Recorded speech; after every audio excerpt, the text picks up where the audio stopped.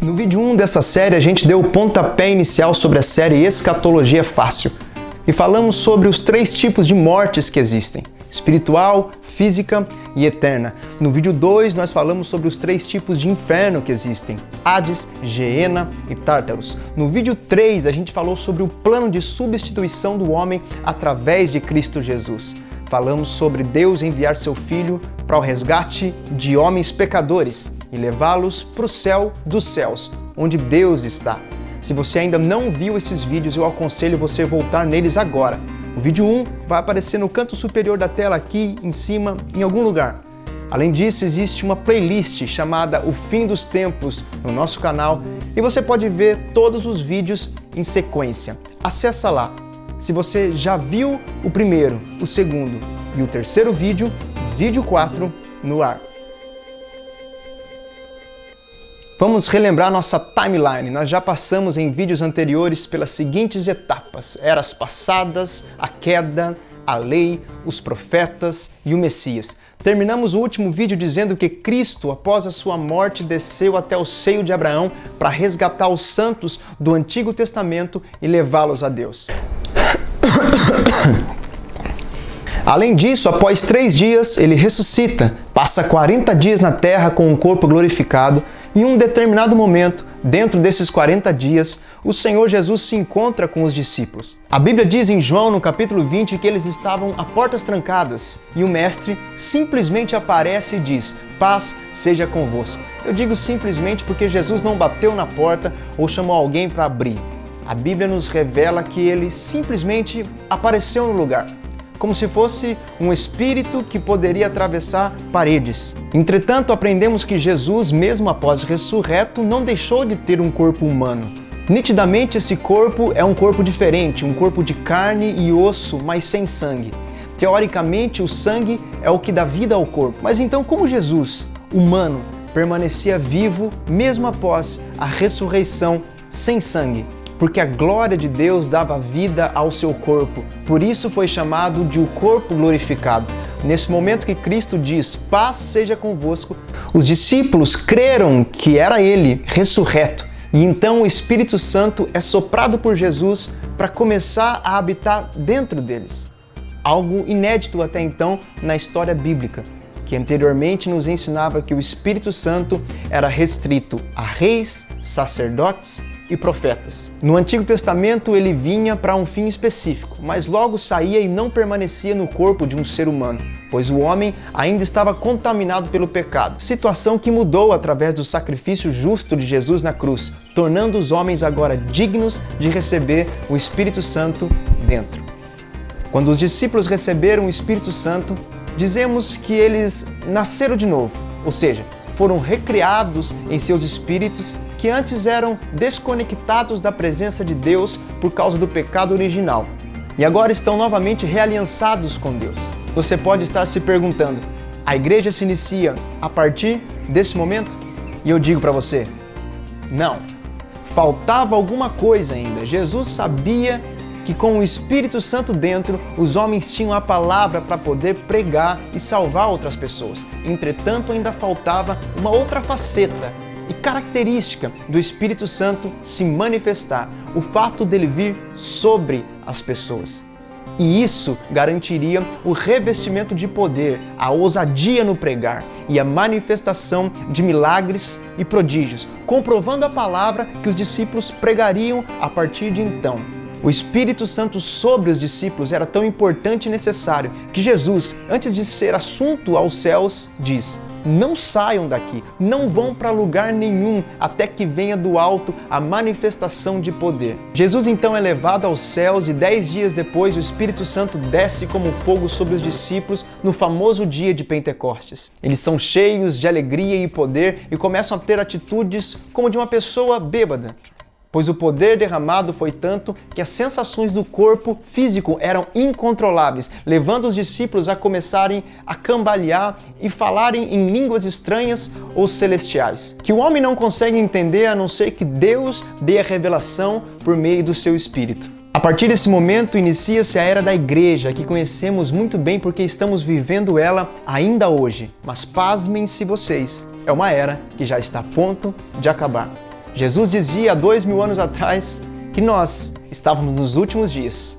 Podemos então dizer que nós hoje estamos nos últimos segundos, nos dias de hoje. Vamos agora ao evento que dá fim à era da igreja, ou seja, que tira a igreja de cena do cenário terreno. Esse tema é um tanto quanto polêmico e muitas vezes mal interpretado, mas podemos dizer com toda certeza que é a nossa bendita esperança. Sim, estamos falando do arrebatamento, um evento sobrenatural que retirará da terra todos os crentes ou todos aqueles que têm Jesus como Senhor e Salvador de suas vidas. Agora, antes de tudo, para acabar com qualquer tipo de confusão, o arrebatamento é a segunda vinda de Cristo? Sim e não. Eu vou explicar. As pessoas fazem muita confusão com esse tema porque a segunda vinda de Cristo ou a volta de Cristo compreende dois eventos diferentes. O primeiro deles é o arrebatamento da igreja, que vamos falar hoje, e o segundo evento é a vinda física de Cristo à terra novamente, ou seja, momento em que ele pisa nessa terra outra vez depois de ter sido levado aos céus 2000 anos atrás. Como eu disse, hoje vamos focar no arrebatamento. E um dos melhores textos sobre ele está em 1 Tessalonicenses, no capítulo 4, a partir do verso 13, o apóstolo Paulo diz assim: Não quero, porém, irmãos, que sejais ignorantes acerca dos que já dormem, para que não vos entristeçais como os demais, que não têm esperança. Porque se cremos que Jesus morreu e ressuscitou, assim também aos que em Jesus dormem, Deus os tornará a trazer com ele. Dizemo-vos, pois, isto pela palavra do Senhor, que nós, os que ficarmos vivos, para a vinda do Senhor, não precederemos os que dormem, porque o mesmo Senhor descerá do céu com alarido, e com voz de arcanjo, e com a trombeta de Deus, e os que morreram em Cristo ressuscitarão primeiro. Depois nós, os que ficarmos vivos, seremos arrebatados juntamente com eles nas nuvens, a encontrar o Senhor nos ares. E assim estaremos para sempre com o Senhor. Portanto, consolai-vos uns aos outros com essas palavras. Dois eventos distintos acontecerão nessa explicação de Paulo. Vocês estão lembrados dos 3 tipos de mortes que nós comentamos lá no vídeo 1? Pois é exatamente aqui que nós vamos entender o porquê eu iniciei essa série falando deles. Hoje, quando aceitamos a Cristo, deixamos de participar da morte espiritual e, consequentemente, da morte eterna, pois antes estávamos destinados a ela. Mas agora, como a justiça de Deus foi estabelecida em Cristo, veja o vídeo 3, estamos livres desses 2 tipos de mortes. Entretanto, ainda estamos à mercê da morte física, seja a pessoa crente ou não, ela fatalmente um dia irá morrer fisicamente, o que teoricamente faz com que o nosso corpo volte ao pó da terra, se perdendo para sempre, certo? Não, você acha mesmo que Deus aceitaria que perdêssemos esse corpo que Ele nos deu para sempre? É claro que não. E é por isso que Paulo diz no primeiro evento desse texto que acabamos de ler, que no dia do arrebatamento, ao soar da trombeta de Deus, primeiramente os mortos em Cristo ressuscitarão com corpos glorificados, semelhantes ao corpo de Jesus quando Ele ressuscitou.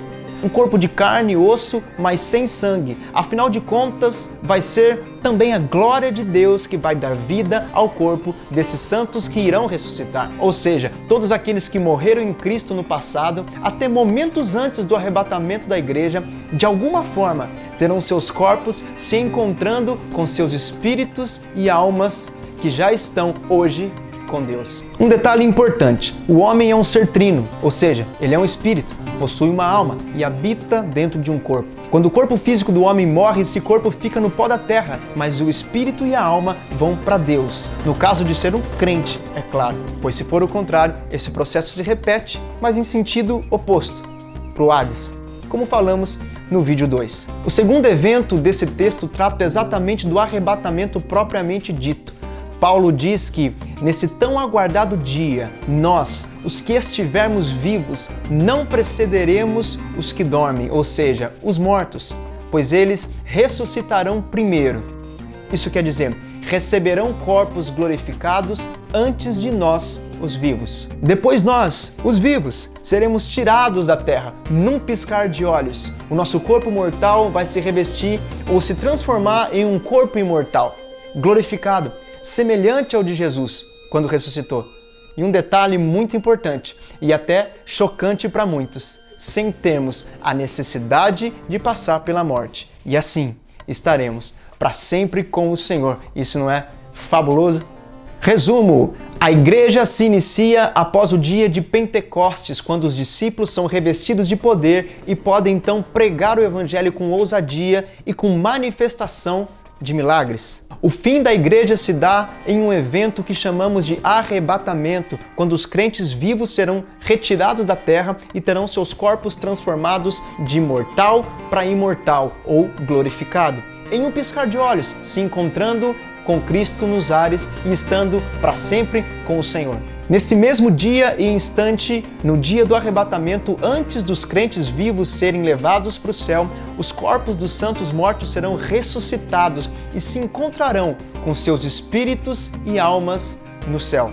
Deixa eu te dar um conselho poderoso. Se você gostou desse quarto vídeo da série Escatologia Fácil e quer saber quando o outro vídeo vai ser lançado, por favor, se inscreve no botão de se inscrever aqui embaixo e ativa o sininho.